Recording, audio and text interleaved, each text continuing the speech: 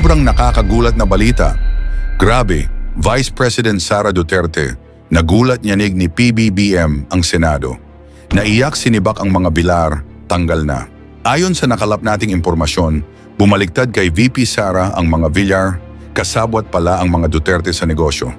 Natakot kasi silang ang prime water pwede ni President Marcos Jr. Isara, tinakot sila ni Yusek Claire Castro. Grabe si Vice President Sara Duterte nagulat. Nyanig ni PBBM ang Senado. Naiyak ang mga bilar, sinibak na natanggal pa. Tara panoorin natin. Hi Yusek, morning po. Ma'am, first po on VP Sara Duterte's comment regarding the prime water probe. Sabi niya po ay it's political and ginagawa lang daw po ito ng administrasyon dahil sa politika and dahil daw po rin sa kanyang endorsement kay senatorial candidate Villar. Ano po ang comment natin dito? We cannot expect anything nice or any nice word from the Vice President in favor of the President and of the present administration. She will always use that excuse or defense of pamumulitika without really answering or responding directly to the issues. Unang-una po, since 2023, nung pumutok na po ang patungkol sa confidential funds at na ito ay nagasto sa loob lamang ng 11 days, yan din po ang kanyang nasabi. Napakaagang pamumulitika. Ngayon po, may issue pa rin po tungkol sa 12.3 billion nakuha findings patungkol po sa DepEd unsettled financial transactions ng DepEd sa pamumuno po ni VP Sara. Yan pa rin po ba ang sasabihin niyang pamumulitika?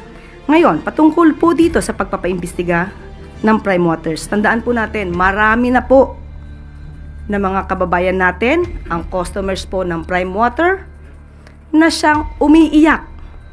Hindi po ito bago. Kaya po nakakapagtaka kung bakit hindi ito nasolusyonan sa nakaraang administrasyon.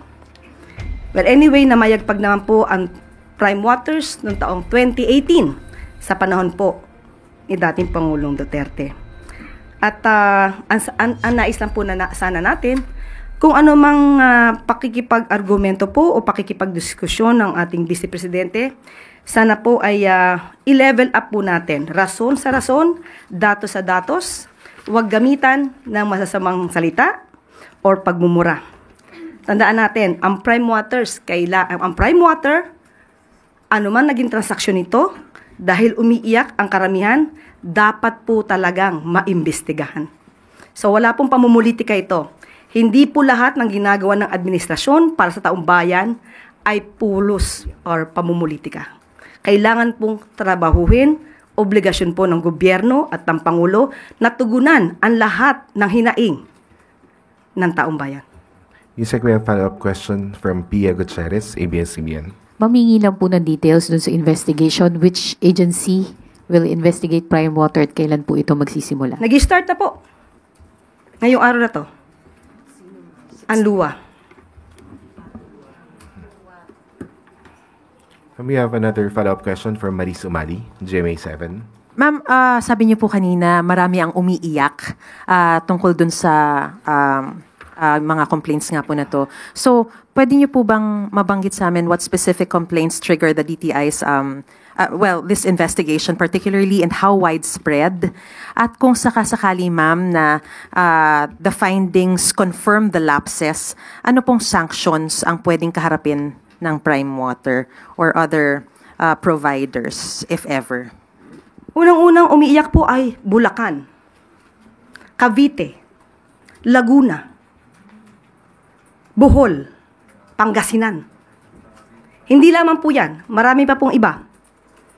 Kung di po tayo nagkakamali, meron 73 joint venture agreements ang Prime Water sa mga water district, local water districts. So malaliman pong pag-iimbestiga ito. Kung ano man po ang maaari mangyari dito, saka po na lang namin kayo bibigyan ng update. Kung ano pong sanction? Bibigyan po natin muna kayo ng update. Titignan po muna natin kung ano po ang nasa loob nito at kung ano man po ang natatago or kailangan maimbestigang mabuti, ipagbibigay alam po namin sa inyo kapag nagkaroon na po kami ng mga detalye. Ma'am, we have another question from Tristan Nodalo, Newswatch. Ayusek, on another topic naman po, just yesterday, the defense team of former President Rodrigo Duterte formally asked the ICC pretrial chamber to dismiss or drop the case against the former president, citing lack of jurisdiction and legal basis. And may sinabi rin po sila doon sa kanilang letter na meron daw pong supposed letter from President Marcos stating his administration would not assist the court. Can the palace confirm if such letters exist na hindi raw po makikipag-cooperate yung Marcos admin sa ICC? Isa po yung kasi sa binanggit nung defense team doon sa pag-ask nila na ma-drop yung charges against the former president. Kung ang depensa nila ay walang jurisdiction ng ICC, then that's part of due process. Let them be. At kung ano ang magiging tugon po dito ng ICC, nasa kamay na po yan ng ICC. With regard to the letter, wala po ako sa ngayon, kung meron man, patungkol sa letter na yan. Ang letter po ba ay sinasabing hindi makikialam ang Marcos administration sa gagawin ng ICC? Kahit siguro po walang letter, hindi naman po talaga tayo makikialam kung ano po ang magiging mandato ng ICC. Pero hindi po worried ang palace, for example, that those statements of not cooperating with the ICC would weaken the charges against the president, a former president? It has been said many times na hindi naman po tayo nakikipag-cooperate sa ICC. Dahil nga po, as of now, wala pa pong jurisdiction ang ICC sa bansa ang Pilipinas. Thank you po. Next question, Eden Santos, Net25.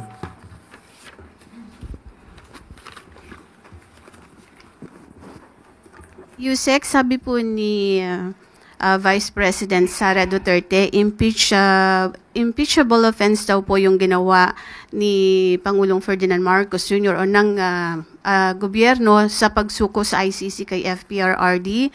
At hindi po ba nababahala dito si Pangulong Marcos na baka pwede rin pong maibalik sa kanya at pwede siyang kasuhan po ng impeachment or pwede siyang ma-impeach sa ground po ng sinasabi niyang betrayal of public trust.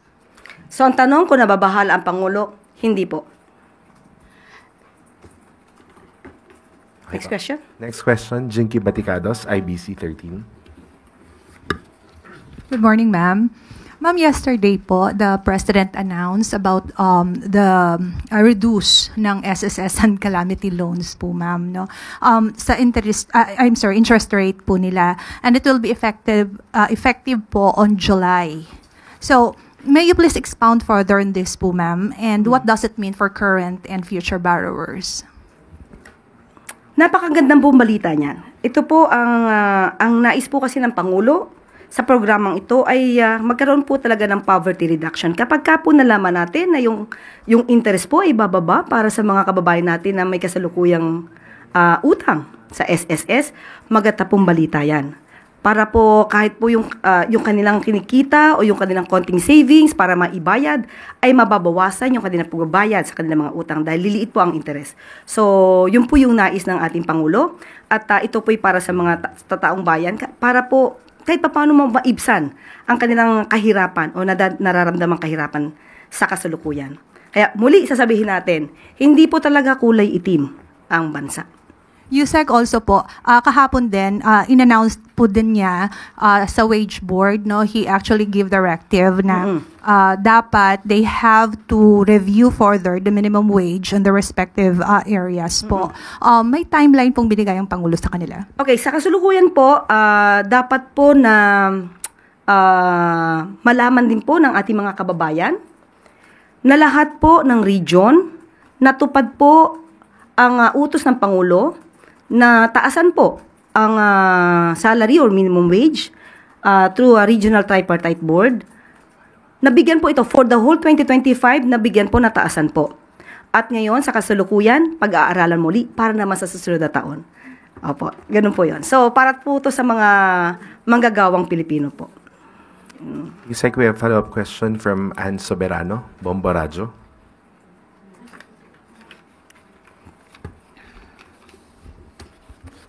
Yusek, good morning. Follow-up lang po. Ilang mga mamabatas po kasi nananawagan na kay Pangulong Marcos na sertipikahan na po daw urgent ang wage hike bill. Ano po ang reaksyon ng Malacanang sa panawagan na sertipikahan po na urgent ang wage hike bill? Opo, ganito po yan. Kailangan po natin lahat alamin. Ito po ayon din sa Pangulo, lahat ng stakeholders. Dapat po makausap, malaman ano po yung maaaring magandang idulot, positibo, negatibo. So lahat po ng stakeholders kailangan kausapin kung kakayanin din po ba ng mga employers at kung ano yung nararapat sa mga manggagawa. So sa ngayon po ay dapat pag-usapan lahat-lahat po yan. Pero kung ano po yung makakaya ng Pangulo sa kanyang pag-uutos, katulad ng sinabi po natin, sa pamamagitan po ng DOLE, ibibigay po natin sa mamamayan. Hindi nga lang po siguro ganon kalaki katulad ng hinihingi ng iba mga kababayan natin. But at least po, gumagawa po ang Pangulo sa abot na makakaya na maibibigay para sa taong bayan at mga manggagawa. Lastly po, Yusek, ang labor group po ay nananawagan din na ng parang meeting with the President. Bukas po ba ang Malacanang na makipag-usap sa mga labor groups? Thank you. Ang Pangulo po ay laging bukas sa anuman pong diskusyon para po sa ikabubuti ng mga manggagawa.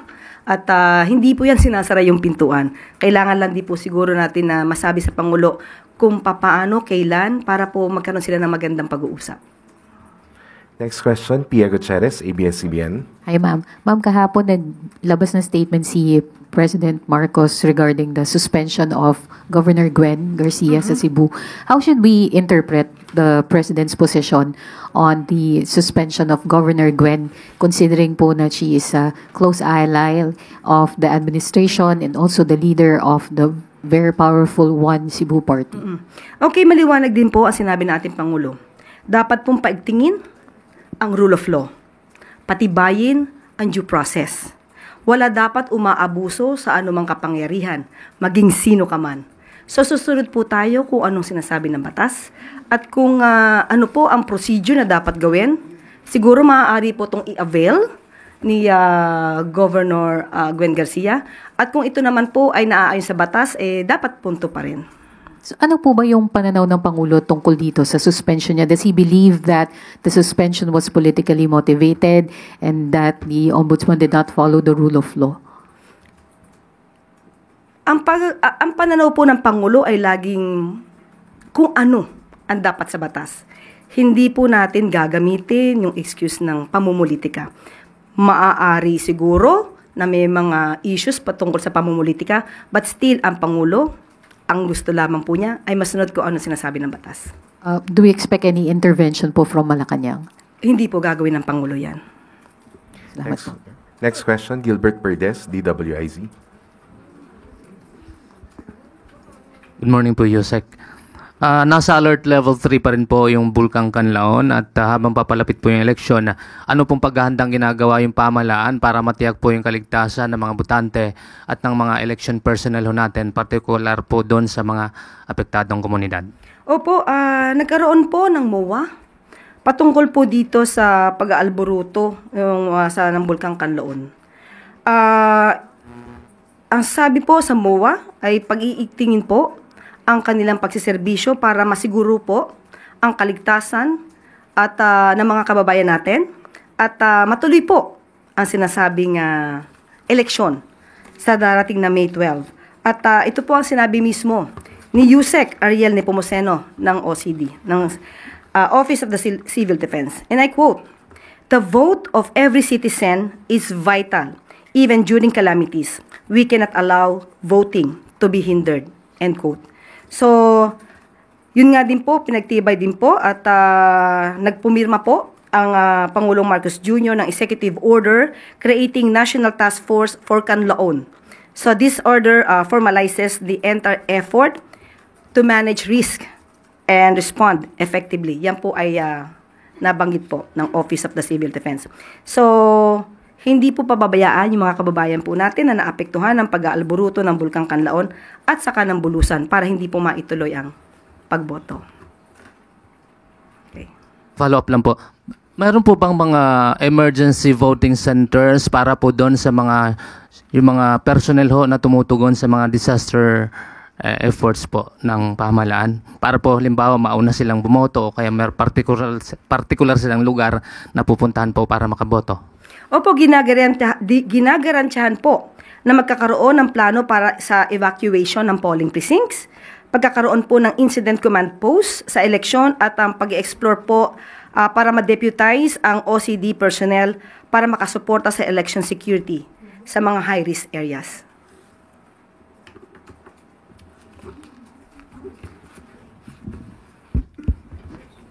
Follow-up question, Vance Fernandez. Ma'am, on Governor Gwen, regarding dun sa kanyang pagmamatigas na ayaw niyang bumaba sa pwesto, papayuhan kaya to ni Pangulong Ferdinand Marcos? Maliwanag nga po, sinabi ni Pangulong Marcos, dapat sundin ang batas. So kung ano po inaayon sa batas, yun din po ang dapat sundin. Walang dapat umabuso. Wala po tayo sinasabi kung ang umabuso ay yung ombudsman o si Governor Gwen Garcia. Kung ano po nasasaad sa batas, kung may depensa naman po si Governor Gwen Garcia at sinasabi na hindi dapat magpatupad ng suspension sa loob ng 90 days during the election period, kung yun po ang nasasabi ng batas, yun po yung sundin. Thank you, ma'am. Yusek, good morning po ulit. Yusek, kakamustahin lang po yung turnout nung launching ng pagsisimula ng 20 pesos per kilo ng bigas. Ano pong feedback pati doon sa quality ng rice na ipinamahagi kahapon? Nakita po natin, lalong-lalo po sa mainstream media, na napakarami pong nag-avail, marami pong pumila, marami pong nakinabang sa mga kababayan natin sa Cebu at nakabili po ng bigas na 20 pesos po kada kilo. At ito po ay sinundan po ng yung sa mga reporters po, sinundan po mismo yung nakabili at sila po ang nagpatunay na maganda po ang bigas, na isaing po nila at tuwan-tuwa po ang mga kababayan natin sa Cebu. Sana po nga ay magtuloy-tuloy po ang proyektong ito para sa mas nakakarami pang Pilipino. Bali patunay na dito, Yusek, doon sa parang kontra na din doon sa mga naunang pananabotahe sa programa natin, ano? Opo. Kung ito naman po ay hindi manggagaling din naman sa mainstream media at mga responsible social media content creators, huwag niyo na pong paniwalaan yung mga fake news peddlers. Paniwalaan po natin kung ano po yung nakikita natin sa mga news na may kredibilidad. Yusek, we have follow-up question from Maris Umali, GMA 7. Hi ma'am, magandang umaga po. Ma'am, how long can the government sustain the subsidy or program of a 20 peso price for the rice, and will there be a wider rollout? According to the reports given to the President, the program can be sustained up to December of this year, and maybe by the following year, 2026, it would be considered or will be included in the budget. Ma'am, may tatanong lang po ako kasi meron po kami reporter, I just forgot where he was last night, pero meron daw area na hindi natuloy yung 20 pesos. Meron po bang nakarating na ganito sa inyong na information? Sa Cebu? Sa Kadiwa po, ma'am. Ng Cebu? Yes. Opo. Parang hindi ko alam kung saan exactly, pero meron pong nakarating na hindi raw po natuloy dun sa particular area na yun. Meron po bang ganitong nakarating sa inyo? And kung ano yung dahilan, bakit hindi natuloy dun sa area? Sa ngayon po ay wala pa po tayo nadinig na ganun pong balita, pero i-follow up po namin at aalamin namin kung totoong may nangyaring ganun po at kung ano yung maaaring naging dahilan, kung meron man po. Another follow-up question po from Maricel Halili. Yusek, magandang umaga po. May update na po ba tayo tungkol dun sa nirequest na exemption for the 20 pesos per kilo ng bigas? Pinayagan din ba sila na maibenta outside Cebu but within Visayas? Sa ngayon po, itong oras na to, itong minuto na to, ay wala pa pong napaparating sa akin kung napayagan po ng COMELEC yung exemption. Pero makatapos po ng press briefing, kakausapin po natin si DA Secretary Kiko kung ano man po ang pinaka-latest dito. Follow-up. Sorry. Mary Sumali. Ang sabi po ma'am, sorry, hindi po pala sa Cebu. Kadiwa Store sa Bureau of Plant Industry sa San Andres, Malate. Halos likod lang ng church. Dahil po ba hindi kasama siya supposedly doon sa 20? Sa Cebu po, supposed to be kasi ang launching po sa Visayas Cebu Avenue ay ngayon. Mhm. So, since kung hindi pa po ito pinayagan ng COMELEC, hindi po siya magro-roll out doon. Kasi po supposed to be ang launching for that Visayas Avenue sa Bureau of Animal Industry. Tama po ba? Bureau of Plant Industry po. Kasi supposed to be ang launching is Bureau of Animal Industry. Yung launching ng NFA. Okay. Pero hindi pa po kami nabibigyan ng update patungkol po doon. Kasi ang rollout po talaga is sa Cebu, Kadiwa Store sa Cebu. So that's the only reason? Yes. Hindi dahil kulang ng supply, Ay, hindi walang po. naging problema? Marami po tayong supply sa ngayon. Okay. And yung sinasabi niyo po na it will be sustained until December, yung wider rollout po ba to different sectors, posible po ba yun? Or it will just be for the indigent only in the meantime? Yes, for the meantime, only for those vulnerable sectors po. Another follow-up question from Eden Santos, 25. Good morning po, Yusek. Clarification lang po kasi sabi niyo last time, lahat po pwedeng bumili nitong 20 pesos na bigas. Pero ang sabi po ng DA, mga piling sektor lamang po ng ating lipunan yung makakabili nitong murang bigas. Alin po ba talaga yung totoo dun?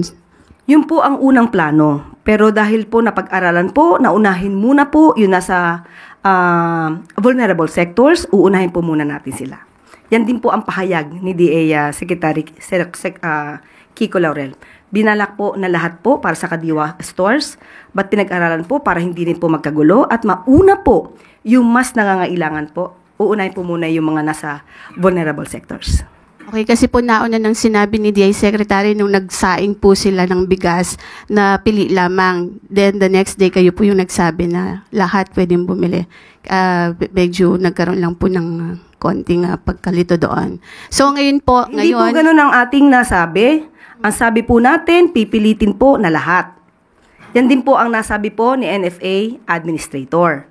Nung ating pong niliwanag din kay Secretary Kiko, sinabi po niya na yun din po talaga ang binalak, pero uunahin po muna yung vulnerable sectors. Thank you po. Next question, Tristan Nadalo, Newswatch.